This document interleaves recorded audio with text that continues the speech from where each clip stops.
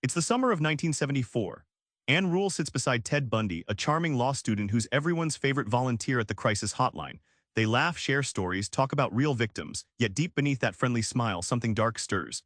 How did Anne, a crime writer and former cop, fail to see the monster right beside her? This eerie friendship masks one of America's most chilling serial killings. But why? Let's unravel that twisted connection. Anne's loyalty and charm blind her to a terrifying truth lurking in plain sight. This isn't your typical evil stranger story, it's personal, intimate, bone-chilling. Anne met Ted Bundy in Seattle when both volunteered at a crisis center.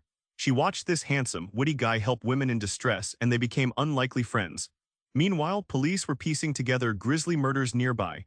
Anne couldn't imagine Ted as anything but kind-hearted. That summer, their casual talks masked a horrifying secret. Ted played a perfect double role, like a chameleon slipping unnoticed through crowds. He kept his charming, law student facade in public while committing brutal abductions and murders at night. It's like watching a wolf put on a sheep's mask, fooling everyone, including Anne. This duplicity tears apart the very idea of trust. The emotional toll is staggering. Anne wrestles with feelings of betrayal and empathy, refusing to see Ted as pure evil. She clings to the man she thought she knew, reminding us how humans instinctively seek to humanize even monsters. That blur nearly cost her objectivity and allowed Ted's spree to drag on longer.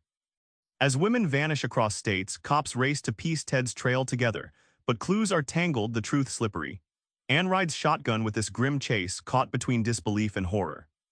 The 1970s weren't forensic heaven, no DNA, limited tech.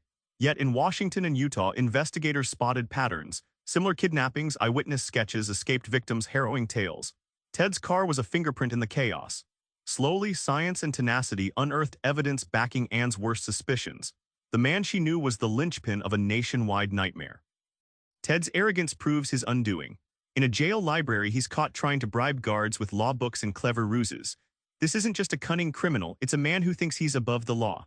Mistakes pile, stolen cars caught on cameras, witnesses recalling a familiar charm, all unraveling the grand illusion Ted built. When Ted finally confesses to 35 murders, it rocks the nation. But Anne's reaction is complex: relief, grief, and a haunting sense of inevitability. This confession closes a terrifying chapter, yet opens deeper questions about evil, denial, and the fragile boundaries of friendship. Anne's journey reveals how evil can hide in everyday smiles, and what it means for all of us watching from the sidelines. Anne's story is a brutal reminder. Your gut can fail when wrapped in friendship or familiarity. Cognitive bias makes you overlook warning signs.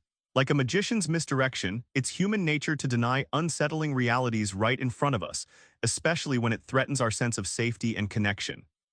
Balancing empathy and justice feels like walking a razor's edge. Anne's struggle is a lesson in protecting your heart without blinding your mind. You don't have to hate to hold someone accountable. Sometimes the most painful truths come from loving too deeply without caution. Finally, the scariest revelation: monsters aren't always strangers. They can be next door, even friends. This book forces you to rethink trust, to look closely at the people around you. It's a call to stay vigilant, not paranoid, but awake, alert, even when it hurts. Remember that summer evening with Ted, friendly, charming, impossible to suspect. Anne's ordeal teaches you how easily darkness slips into daylight disguised as a friend. Next time you sense something off, don't ignore it. Try this: spot one tiny red flag, then question it. That pause could save a life, maybe even yours. Subscribe for more book summaries like this one.